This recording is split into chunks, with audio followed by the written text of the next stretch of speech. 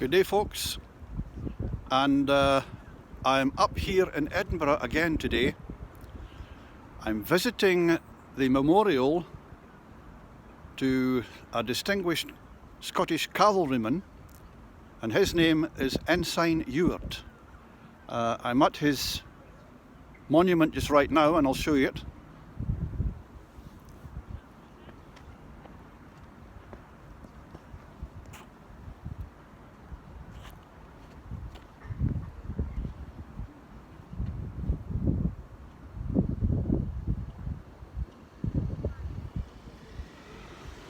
Now, I'm going to talk about Ensign Ewart today.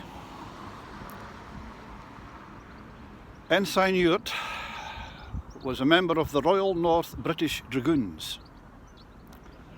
At Waterloo, a sergeant in the Royal North British Dragoons, he captured the standard of the French 45th Regiment, from which the eagle badge, now worn by the Royal Scots Greys, is derived, erected to his memory in April 1938 by the officers, warrant officers, non-commissioned officers and men, past and present, of the Royal Scots Greys.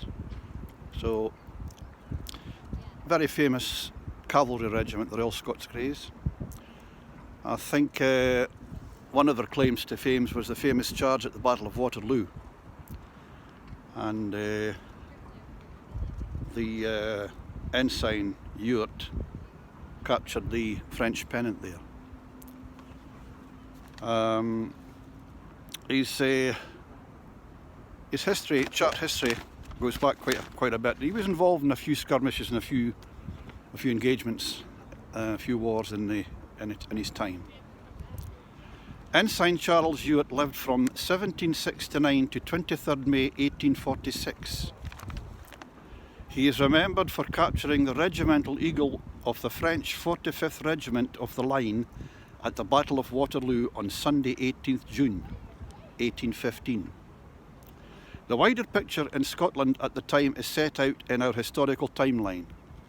So you can pick up an awful lot of information about Ensign Ewart in the historical timeline, and also you can easily view the film, Battle of Waterloo.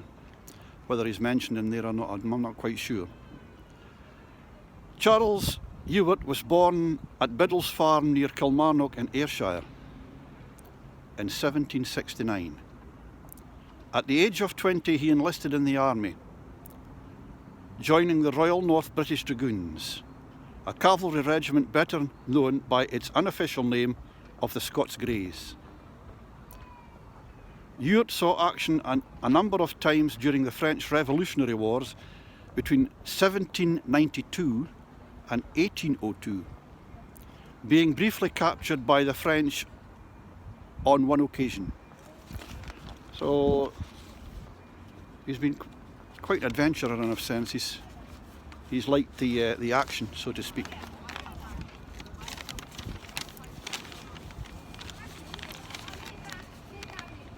At the time of the Battle of Waterloo in 1815, he was a 45-year-old sergeant in the regiment and viewed as an expert rider and swordsman. He was said to be a heavily built man with over 6 feet tall, of Herculean strength. At the start,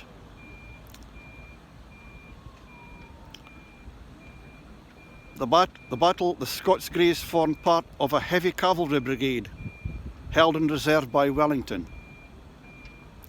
They entered the fray by passing through the 92nd Regiment of Foot, the Gordon Highlanders, completely surprising the French 45th Regiment of the Line, who were engaging the Gordon Highlanders at the time.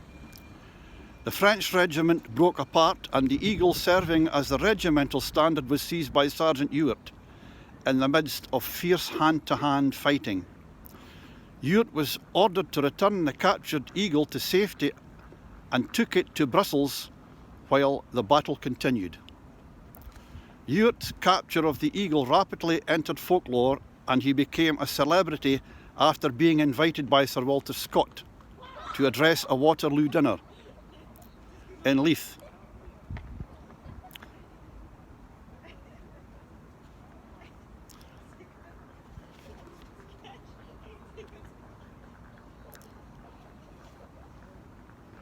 1816. Ewart was promoted to Ensign Second Lieutenant and retired from the army in 1821, moving with his wife to Salford near Manchester. Here he supplemented his army pension by teaching swordsmanship. When he died in 1846, Ewart was buried in the graveyard at a Salford church. The area was subsequently redeveloped and the graveyard paved over. Ewart's body was located and exhumed in 1938, and he was reburied beneath a large granite memorial, this is it here, on Edinburgh Castle Esplanade. He is also remembered in the name of the Ensign Ewart, a pub at the top of Edinburgh's Royal Mile. So if you folks ever visited Edinburgh and came up to the Royal Mile, you could go into the Ensign Ewart pub. It's just right at the top of Castle Hill before you come into the route to the castle. So if you want to have a pint and a gin and tonic in there, you could pop in. Famous pub. Pub named after him, Ensign Ewart. So there we are, folks. Quite a famous, distinguished Scottish cavalryman, the Ensign. Take another look at his monument there.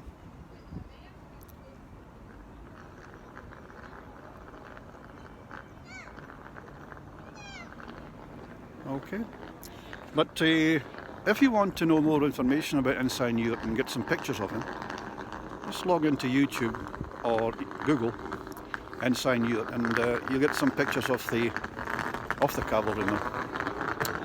Okay, folks, well that's us, and we're just signing off now,